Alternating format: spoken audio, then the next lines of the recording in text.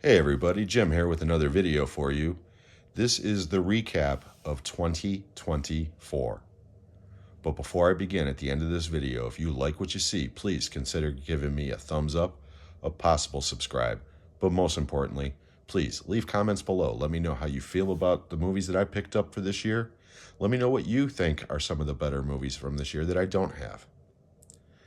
Now, 2024 was a mixed bag as far as movies go.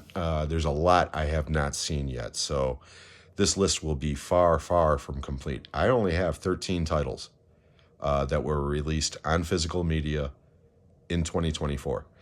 There's a bunch of, like I said, a bunch of titles that I do not own that I do plan on picking up eventually.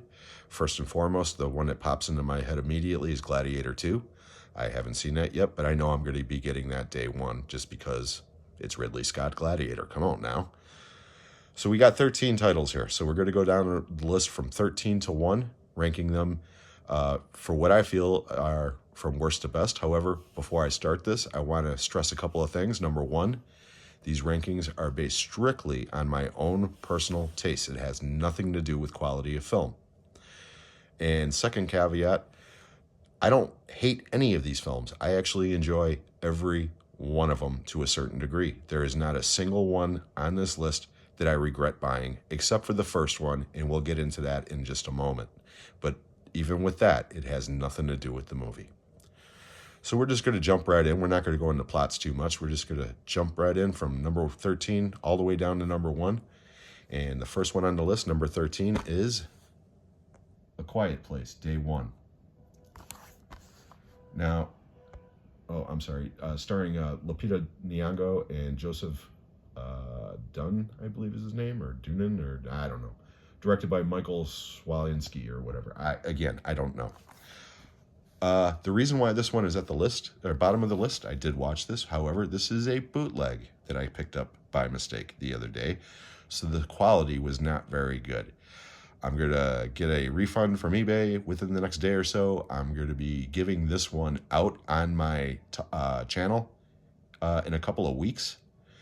Stay tuned for more details about that. And I'm sure when I get the actual real copy and it's more legible to see, so to speak, chances are this movie's going to move up the list. Because again, I didn't hate it at all.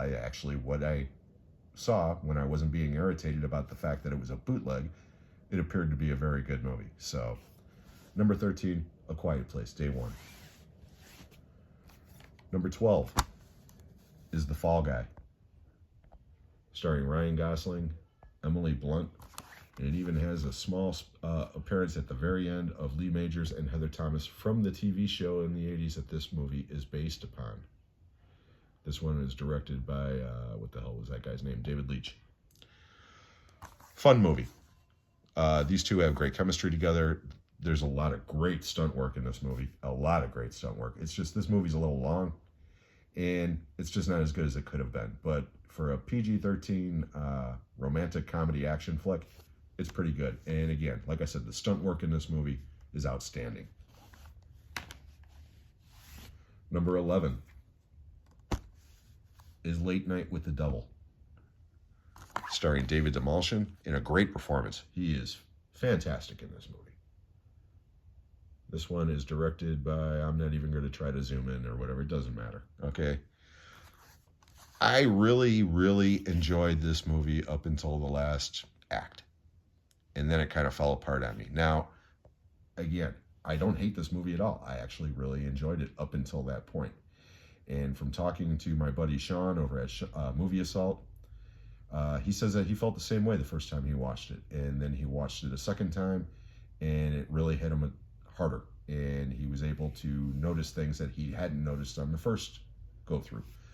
So I'm going to take his advice, and I'm going to check it out again. And I'm hoping that it'll have the same effect on me. Now, as I said, I don't dislike this movie at all. I actually think it's very effective up until that ending. I just don't like the ending. All right, top 10. Number 10 is Wes Ball's Kingdom of the Planet of the Apes. Yes, I finally got around to watching this, and yeah, it's a really good movie. Do I like it as much as the other three movies from the reboot? No, I don't. I don't think this one comes close to those other three movies, to be honest. However, this movie is very solid. It's very entertaining. It's got a decent story. The effects are great. And the way that it ends, you can see where they're going into a new trilogy, I guess. And I'm excited to see where the story goes. So, like I said, mixed bag as far as, comparing it to the other newer movies. But that's really not fair because, like I said, this is a whole new storyline with new characters. So, number 10, Kingdom of the Planet of the Apes. Number 9 is Godzilla x Kong, The New Empire. Directed by Adam Wingard and starring Dan Stevens and a bunch of other people that you don't really care about, but really it stars Kong and Godzilla and a bunch of little apes and another ice version of Godzilla, who the name escapes me now. This movie's just fun. This is not an Academy Award-winning film. You're not going to get any kind of exercise in plot with this movie. This movie is simply about watching giant monsters beat each other up and cause destruction along the way. And as far as that goes, this movie delivers. It's a lot of fun if you just, like I said, check your brain at the door, have a bowl of popcorn, and just have a good time. Number 8 is Fede Alvarez's Alien Romulus. Again, I finally got around to watching this too. This is one of the reasons why this video is so late. I had to watch these movies before I, talked about them. I like this movie. I don't love it.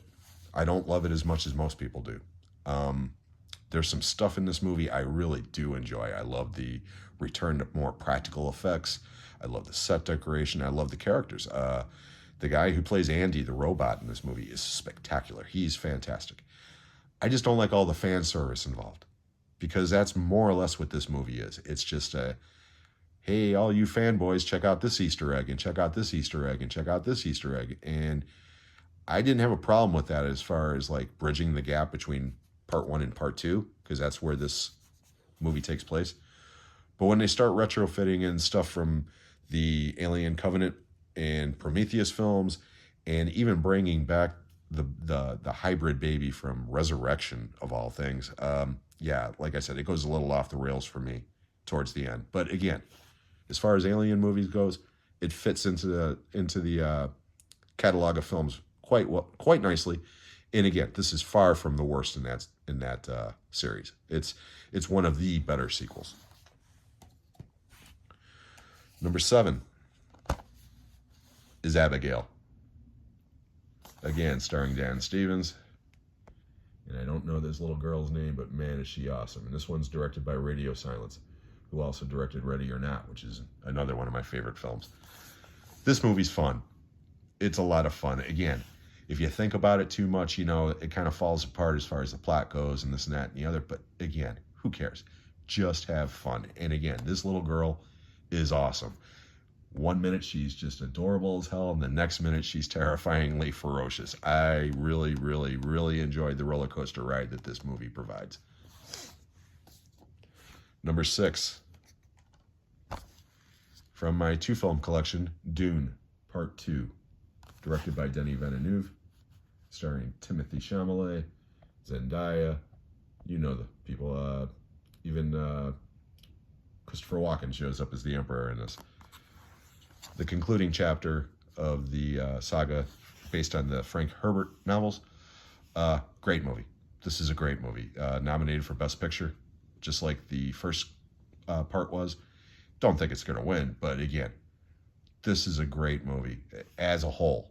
Okay, as I was explaining to Sean on one of our live chats, he saw the first one. He never read the book, so it just felt like a half of a movie to him, and I was like, it's exactly that. Watch the second part, or even better, watch both concurrently, and you get the full story. And like I said, it's a remarkable achievement by Denis Villeneuve. It really is. Top 5. Number 5 is Furiosa, a Mad Max saga, starring Anya Taylor-Joy and one of my favorite performances of the year, Chris Hemsworth. He is so over the top in this. written and directed by the incredible George Miller, of course. This is the prequel to Fury Road, and unfortunately, this movie was a flop. It did not make nearly as much money as they had thought that it would. And there's a lot of reasons for that. A lot of people didn't see this theatrically, and unfortunately, I was one of them. I thought I would have more time to see it theatrically, and because it bombed so quickly, I didn't. And I'm kicking myself in the ass just like I kicked myself in the ass for Fury Road, because this movie begs to be seen on the big screen, just like Fury Road. Again, I don't like this one as much as Fury Road, but it's a kick-ass Mad Max type saga, as the title implies. And again, Chris Hemsworth is phenomenally over the top in this movie. He is so much fun. Number 4 is Alex Garland's Civil War, starring Kirsten Dunst, and a small appearance by Kirsten Dunst's husband, Jesse Plemons, in one of the freakiest scenes in a movie I have seen in some time. This movie really stuck with me. Now, the first time I saw it, I was a little underwhelmed. I liked it, but it wasn't what I thought it was going to be. But it stuck with me.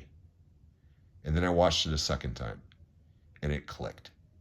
And it should have clicked the first time for me, because this movie is not about politics. It's not even about war. It's about journalism and what some people will do to get the story or the picture. And I studied journalism in school. That's what I originally aspired to be. And from that frame of mind, this movie is incredible. If you're on the fence about this movie, you've only seen it the one time and you were underwhelmed, or you heard things about it so you haven't bothered to watch it, give this movie a shot. But again, go in with zero expectations. Don't be expecting to see some big war movie that explains how it got to that point, because if you're expecting that, you're gonna be disappointed. Number 3, and this is probably the most entertaining movie of the year by far, and it's definitely the most fun I had watching a movie this year. Deadpool and Wolverine, directed by Sean Levy and starring Ryan Reynolds and Hugh Jackman in one of his best performances, believe it or not. If Hugh Jackman wasn't in a goofy outfit in this movie, to me, and again, this might be sacrilegious to some of you movie purists out there, but to me, his performance is award nomination worthy. He commits to this incredibly stupid movie in a way that I was not expecting. This movie is hilarious. And yeah, it's a superhero movie, but it's really not. This movie is a buddy cop movie. That's all it is. And it's hilarious. And it's also a love letter to not only the superhero films that came out before the MCU, but more importantly, 20th Century Fox as a whole. This movie is a love letter to Fox. So much fun. So much fun. Number 2 is Coraline Farge's The Substance, starring Demi Moore, Margaret Qualley, and Dennis Quaid. This is one of the newest additions to my library. I've watched this movie twice now, and my God, what a movie. This movie not only sparked a huge comeback for Demi Moore. As a matter of fact, she was nominated for Best Actress for this film. But this movie also scored Oscar nominations for Best Director, Best Original Screenplay, and most importantly, Best Picture. And for a horror movie, that's unheard of for the most part. It does not happen very often, and it certainly does not happen with a movie this bloody, because this movie is bloody. And it's bizarre, and it's funny, and it's entertaining, and it's disturbing, and it's all of the above. I don't want to go into this movie too much for those who have not seen it, but I'm telling you, once you've seen this movie, you'll never forget it. Kudos to Demi Moore and Margaret Qualley. Both of them put in extremely brave performances in this film, but to me, the most disturbing and scary thing in this entire movie is Dennis Quaid eating shrimp. If you've seen this movie, you know what I'm talking about. The Substance, great, great movie. But number one, by a hair over The Substance, in my opinion, is Strange Darling.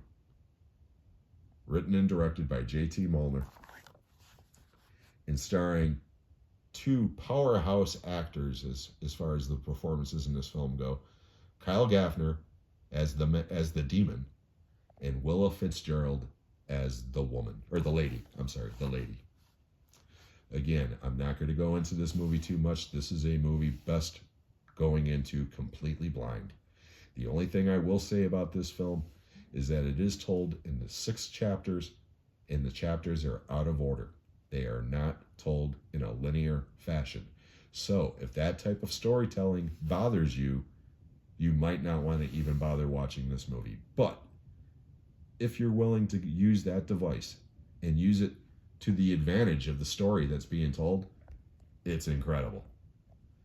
It really is. This movie could have been told in a linear way, and it would have been a 3 to 3.5 star movie. But because it's told out of order in the way that it comes together, this movie's a 5 out of 5 in my opinion. It is just phenomenal.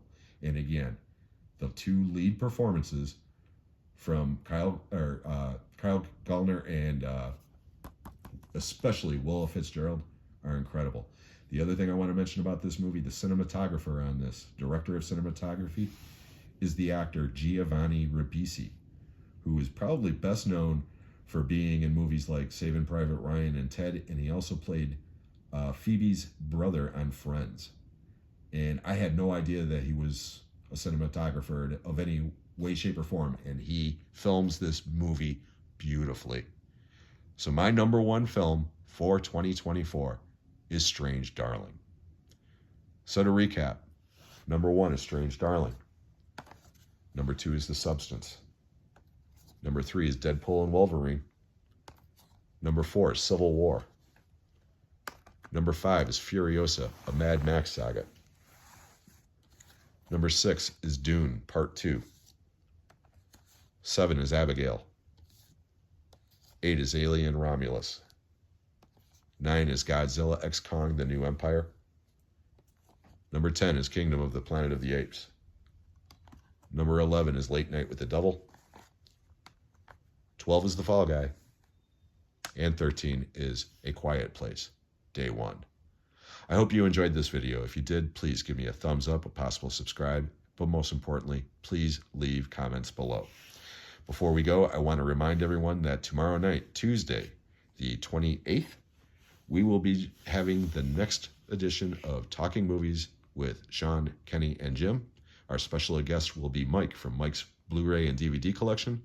And the 4 of us are going to be discussing what we feel are the biggest snubs and surprises in Academy Award history. So I hope you all join us on Sean's channel at MovieAssault or the Talking Movies channel at Talking Movies 2024 tomorrow night. Like I said, that's from 7 p.m. to approximately 9 p.m. Eastern Time. And like I said, it's going to be a great time. So hopefully some of you will join us at that time.